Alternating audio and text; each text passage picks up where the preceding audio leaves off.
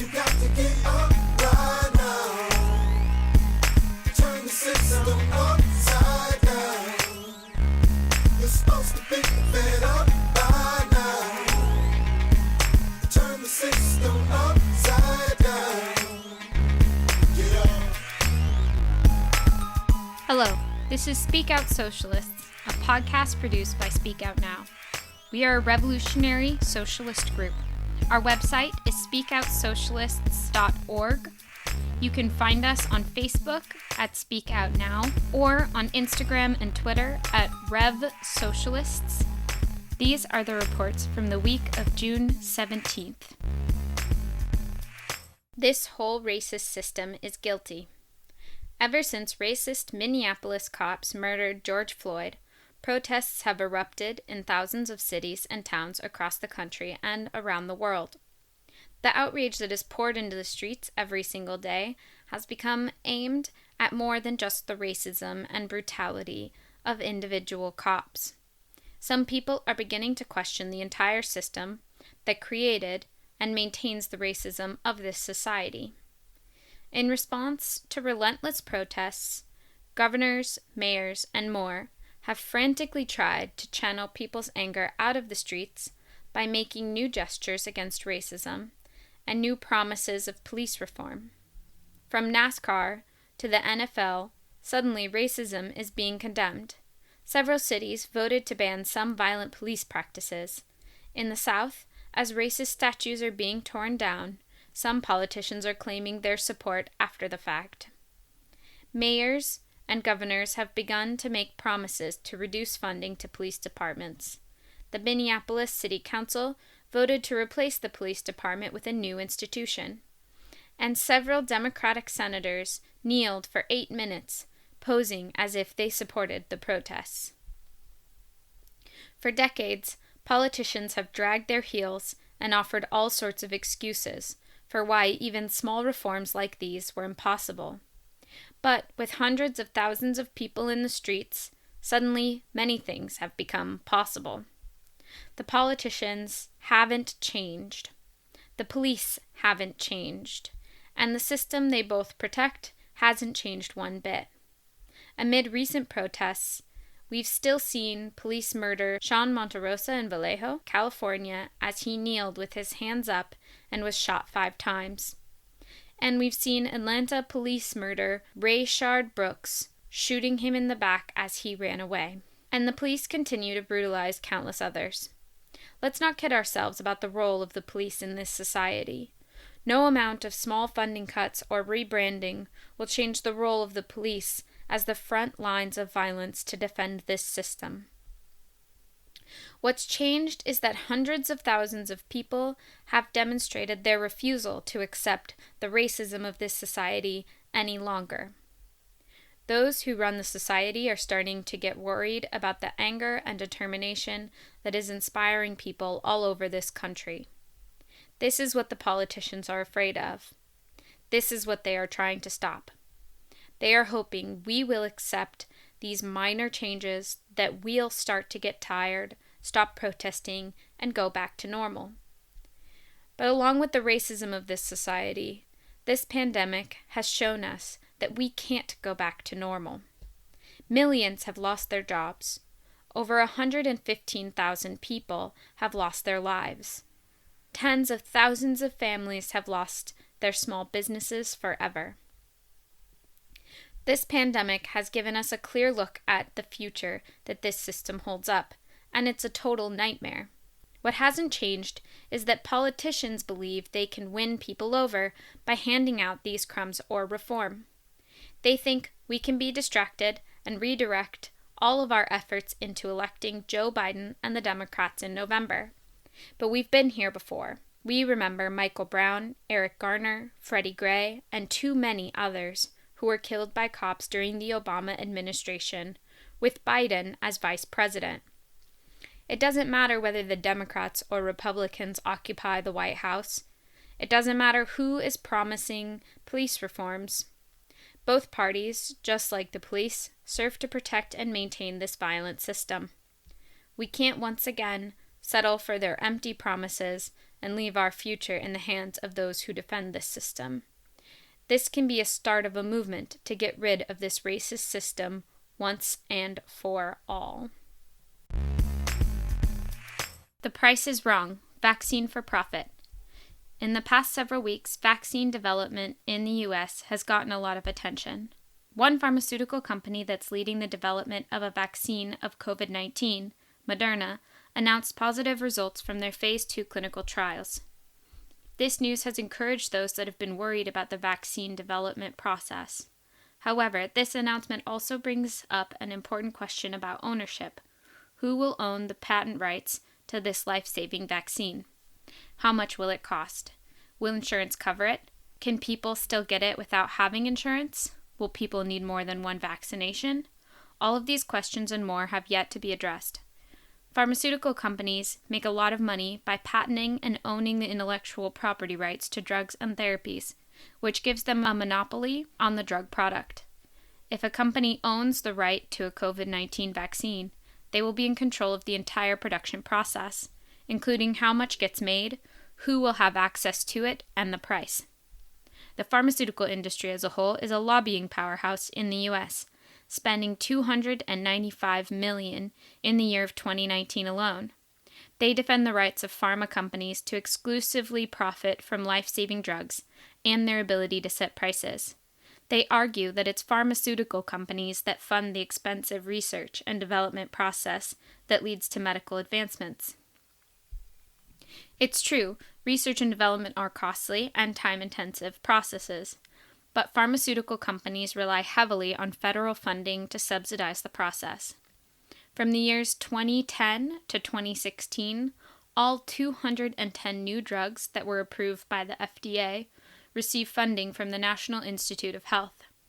Moderna, as well as other pharma companies working on a vaccine or treatment for COVID-19, have been given federal funding to speed up the development process. These funds come through tax dollars and act as a buffer for the company, so their profits remain high. Without public funding, medical advancements are deemed unprofitable for privately owned pharmaceutical companies to invest in. The world's population is counting on the research and development of a vaccine for COVID-19, and every day that goes by without it, people across the globe are at risk. It's only through public funding and the countless scientists and lab technicians working tirelessly in the pharmaceutical field that innovative new drugs and vaccines are possible. Access and price can't be left in the hands of a company whose only motivation is profit. Otherwise, we can expect nothing but the usual from pharmaceutical companies.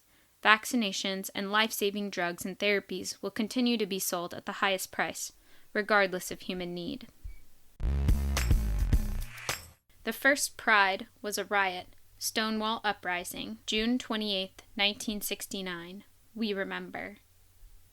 Even though Pride is often viewed as a party or parade, its origins stem from a refusal to accept the police violence plaguing the LGBTQ community.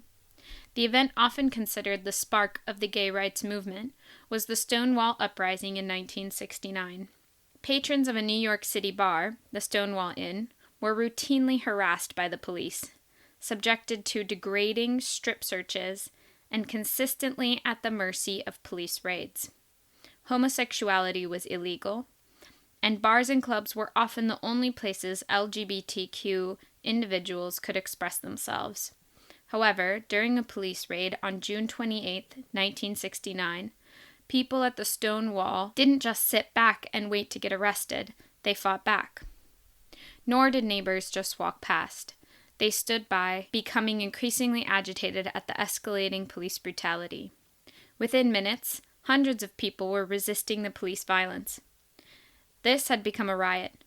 The police became outnumbered and scared, eventually barricading themselves inside the bar.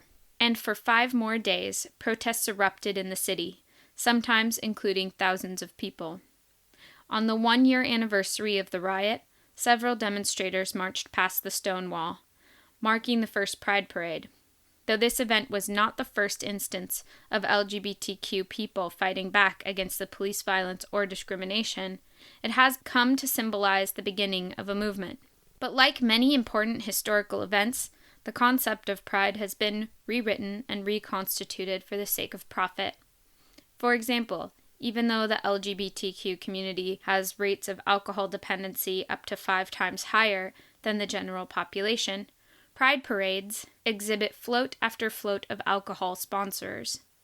Even though LGBTQ individuals are more likely to live in poverty, many pride celebrations require expensive entrance fees just to join in on the festivities. Even though up to 40% of homeless youth are LGBTQ, there exists a plenitude of gay cruise lines and luxury travel companies ready to sell you a vacation at pride festivals. And the stores trying to sell us their support don't care about human rights. Target won't provide adequate sick pay to employees during COVID-19, but they'll plaster pride posters and sell rainbow-colored clothing. Starbucks has been publicly donating money to LGBTQ foundations while simultaneously using prison labor. Nike is giving money to organizations benefiting LGBTQ communities, though it recently blocked labor rights groups from monitoring its factories. During Pride Month, we should remember and celebrate the struggles of LGBTQ people for the right and the right of future generations to exist. We should see the similarities in the riots and protests today, in which Black people are refusing to let police violence plague their communities any longer. And we should also remember that it has only been when regular people stand up and fight back that we see changes. But making sure our resistance doesn't get co-opted by corporations looking to make a buck off our struggles is going to require an even bigger vision. One where we stand in solidarity together against the system that works to rob us all of our humanity and our livelihoods. The Supreme Court upholds LGBTQI rights. In a surprise ruling on Monday, June 15th, the Supreme Court voted 6-3, ruling that workplace discrimination against LGBTQI, lesbian, gay, bisexual, trans, queer, and intersex people, is unconstitutional. Up until this decision, it was legal to discriminate against LGBTQI people on the job in 29 states in the country. This decision included votes by conservative Justice John Roberts and Neil Gorsuch. Gorsuch opposes LGBTQI rights and was appointed by Trump himself. While Trump has pushed at every lever and button to violate people's rights, we still see people within the government who don't simply follow Trump's orders. Gorsuch and Roberts see themselves as civil servants first, in spite of their commitment to right-wing ideals. It isn't that they don't agree with Trump. The problem is that they can't find a way to uphold his order based on the language of the law. The right-wing majority of the Supreme Court is only waiting for a legally acceptable way to overturn gay rights and women's rights. The fact that the civil rights of any person, gay or straight, black or white, are up for debate is unacceptable. LGBTQI rights, just like any civil rights, were not won by the Supreme Court. To defend and secure these rights, we need to rely on our own forces. Trump rolls back LGBTQI protections. Unacceptable. On Friday, June 12th, the Trump administration removed legislation that protects healthcare protections for LGBTQI people in the workplace. With these protections removed, LGBTQI people would have no protection against discrimination in healthcare accommodations or by doctors and insurance providers. This decision is a horrible violation of human rights that were only recently granted during the Obama administration. Adding insult to injury, this decision comes on the anniversary of the Pulse nightclub massacre. In 2016, on June 12th, a gunman entered a gay nightclub in Orlando, Florida, and opened fire, killing 49 people. How could this be a coincidence? Trump knows exactly what he's doing. It's no accident that the attack comes during an election year. Trump probably staged this decision as an election year stunt to show his commitment to homophobic politics to his supporters who share that prejudice. We need to call this what it is, unacceptable. If the last weeks have taught us anything, it's that we don't have to wait to make change happen. Campaign rally in Tulsa. Rally or racist pageant. In another racist outrage, Trump dared to schedule his first campaign rally of the season for June 19th in Tulsa, Oklahoma. June 19th, known as Juneteenth, is the traditional date for celebrating the end of chattel slavery of African people in the United States. He got so much criticism that he changed it to the next day. Still, what is the coded meaning of him holding this campaign rally in Tulsa? Tulsa is the site of a riot by racist whites that destroyed a black community in 1921. The police had arrested a black teenager for allegedly attempting to rape a white teenage girl. There was little evidence, but a mob threatened to lynch the young man. When they couldn't take him from the jail, they turned on the black community. Many black people fought back, and many were armed in self-defense. But a mob of thousands of racists invaded the black community, burned and looted black businesses and homes, locked up many people in detention centers, and even dropped firebombs from airplanes. Hundreds of people died in the massacre, and a community was destroyed. This cannot be forgotten. Trump said of his planned campaign rally there, "Think about it as a celebration." Really? With the nation today focused on racist violence, there is no doubt of the symbolism. He is celebrating a racist massacre. Not only has he personally ordered violence against anti-racist protesters in Washington, D.C., by ignoring the past of Tulsa at this moment, as he pretends to do, not denouncing the local history of racism, there can be no doubt that he is celebrating how great his racist nation is. He is blatantly supporting racist violence by his celebration. Say his name. Rayshard Brooks, another racist cop, shoots to kill. It never ends. Despite the ongoing nationwide and even global protests in the wake of the racist police murder of George Floyd in Minneapolis, a white Atlanta cop shot a black man, Rayshard Brooks, 27 years old, in the back. He was the father of 5 daughters, including 2 who were stepchildren, and a 6th daughter on the way. Police had arrested Brooks after he fell asleep in his car in the drive-through lane of a Wendy's. When they tried to cuff him, he fought back, grabbed a taser from a cop, and ran. One of the cops shot Brooks in the back just a few yards away, leaving him dead. The cops waited over 2 minutes to check his pulse after shooting Brooks, feeling the need to put on gloves and pick up the shell casings first. Killed for falling asleep in the wrong place. Shot in the back. Protests erupted at the Wendy's and other parts of Atlanta. We all have to raise our voices and protest this outrage. Protect and serve is a familiar cop slogan, but really, it's shoot to kill, especially when their victim is black. Let's start telling the truth, that they stand over us to protect the wealth and power of the 1%, not the rest of us, and obviously not black people. Defund the police. The murder of George Floyd by Minneapolis cops unleashed the largest wave of protests in the United States in over 50 years, as well as significant demonstrations around the world. Floyd's murder focused many people's anger on racist police brutality. Some black people and others who have become activated by these protests are now also discussing how to end the racist practices of the police in this society. Some demonstrators have raised the slogan, "Defund the police," and this slogan has been picked up by some Democratic Party politicians. This means different things to different people, from abolishing police departments to reducing their funding and giving the money saved to various community programs. The Democrats in Congress are also talking about abolishing the use of chokeholds and other specific practices. But that's like saying that the cops can only use one kind of gun, not another.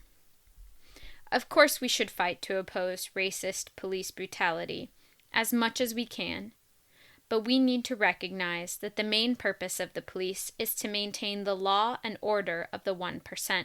The capitalists, whose drive for profit means a society based on exploitation, oppression, and racism, will never give up having police power to protect their interests. We cannot allow ourselves to be tricked into believing otherwise. If we want to get rid of police brutality, we need to get rid of the capitalist system that rests on this kind of racist violence.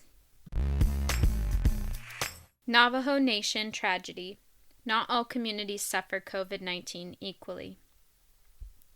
The Navajo Nation, a territory about the size of West Virginia that encompasses 173,667 people, has suffered more COVID-19 cases than 8 U.S. states combined. At this time, this population has a coronavirus infection rate of more than 3.4%, with more than 6,000 confirmed cases of COVID-19 and a total of 142 deaths, according to the Navajo Nation Department of Health. By comparison, New York State has an infection rate of 1.9%. In Navajo County, a part of Navajo Nation located in Arizona, 1 out of 44 people have contracted the virus. Dr. Sriram Shamasundar, an associate professor of medicine at the University of California, San Francisco, told Alan Moses of U.S. News and World Report, "I would say that 1/3 of the population doesn't have electricity or running water. That means that while shelter in place may for us be an inconvenience, for many Native Americans, it's an impossibility. If you don't have a refrigerator to store food or water to drink, then you're not going to be able to just stay at home." Then there's hunger. Much of this nation is a food desert, where grocery stores, convenience stores, and fresh produce are either hard to find or unaffordable for many Navajo Nation residents. At this time, 44% of the population lives below the poverty line. In addition to this, the Navajo Territory only has 12 healthcare sites, and these facilities were already among the most underfunded and understaffed in America. Lack of healthy food, poverty, and stress caused the Navajo people to suffer higher rates of diabetes, heart disease, and obesity, health conditions which lead to an increased risk of death from COVID-19. These deaths show one more case in which poor people and minorities suffer the worst of this pandemic. Speak Out Now is a revolutionary socialist organization. Our website is speakoutsocialists.org. You can find us on Facebook at Speak Out Now or on Instagram and Twitter at Rev Socialists. We want to thank Boots Riley and the Coup for letting us use their song Get Up featuring Dead Prez. Thanks for listening.